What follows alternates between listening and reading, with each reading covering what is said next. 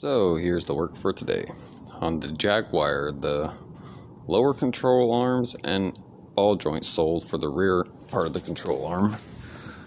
Those sold. Upper and lower shock mounts sold. Actually, I believe the whole shock sold.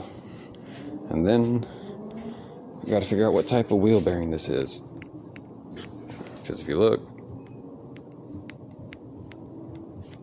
I think it's supposed to be moving like that. Like, watch, check this out.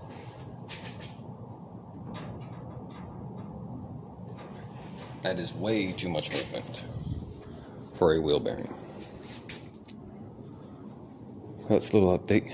And then the high pressure oil pump should be here today for the Ford. So I got to rip all that out. It was buried down in there is the high pressure oil pump. So that has to come out. A lot of this wiring has to come out. A little oil reservoir right between there has to be drained. And then the ignition switch, and that is actually bad. There's 4 power wires that come out of it when you turn the ignition on. One of them is shorted out. Don't really know what it goes to because you can pull the fuse out for it, and the lights in the gauge cluster go out, and the vehicle still runs. So it's definitely a weird one.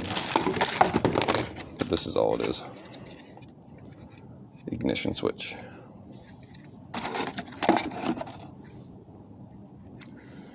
Get that swapped in. It's fucking cold. What's the work for the day? I'm going to dive into these wheel bearings, figure out if they're tapered, and I can clean them, re-grease them, and tighten them up. If not, they're tapered bearings, or not tapered, but regular sealed style bearings. It sucks because I can't find any listings on it. And this is a 2002 XK8.